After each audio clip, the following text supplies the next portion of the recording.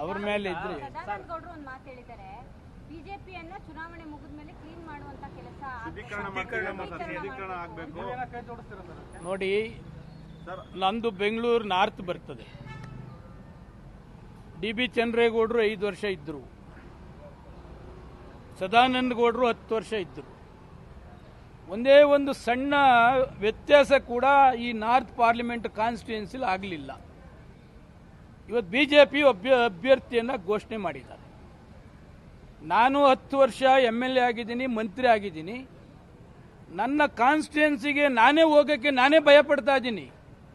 ಯಾವ ಟೈಮ್ನಲ್ಲಿ ಏನು ಮಾತಾಡ್ತಾರೋ, ಯಾವ ಟೈಮಲ್ಲಿ ಏನು ದ್ವೇಷ ಭಾಷಣ ಮಾಡ್ತಾರೋ, ಯಾವ ಟೈಮಲ್ಲಿ ನನ್ನ ವಿರುದ್ಧ ಮಾತನಾಡ್ತಾರೋ, ಯಾರನ್ನ ಎತ್ಕಡ್ತಾರೆ ಅಂತಕ್ಕಂಥದ್ದು ನನಗೂ ಕೂಡ ನನ್ನ ಕ್ಷೇತ್ರಕ್ಕೆ ಹೋಗೋಕ್ಕೆ ಭಯ ಆಗ್ತಾ ಇದೆ. ಒಂದು ವಾರದಿಂದ ಈಚೆಗೆ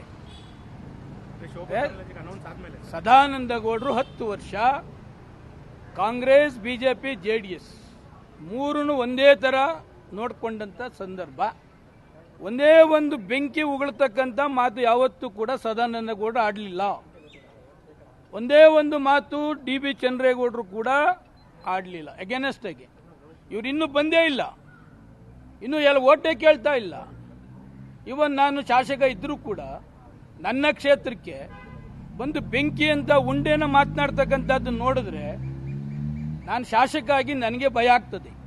ಇದೇ ಥರ ಆದರೆ ಪೊಲೀಸ್ ಕಮಿಷನರ್ನ ಭೇಟಿ ಮಾಡಿ ನನ್ನ ರಕ್ಷಣೆಯನ್ನ ಕೇಳಬೇಕಾದಂಥ ಪರಿಸ್ಥಿತಿ ನನ್ನ ಕ್ಷೇತ್ರದಲ್ಲಿ ಆಗ್ತದೆ ಅಂದರೆ, ಇನ್ನು ಬೆಂಗಳೂರಿನಲ್ಲಿ ಯಾವ ಥರ ಎಲ್ಲೋ ತಮಿಳ್ನಾಡವ್ರು ಬರ್ತಾರೆ, ಎಲ್ಲೋ ಡೆಲ್ಲಿಯವ್ರು ಬರ್ತಾರೆ, ಎಲ್ಲೋ ಇನ್ನೊಂದು ಬರ್ತಾರೆ, ಬಾಂಬ್ ಇಕ್ತಾರೆ ಅಂತ ಹೇಳಿದ್ರೆ, ಇದೇನು ಬೆಂಗಳೂರು ಶಾಂತಿ ಇರ್ತಕ್ಕಂಥದ್ದನ್ನ ಇವರು MP ಹಾಕಕ್ಕೆ ಬಂದಿದ್ದಾರಾ, ಇದರ ಬೆಂಕಿ ಹಚ್ಚಕ್ಕೆ ಬಂದಿದ್ದಾರಾ, ಏನಿದು ನನಗೆ ಅರ್ಥ ಆಗ್ತಾ ಇಲ್ಲ.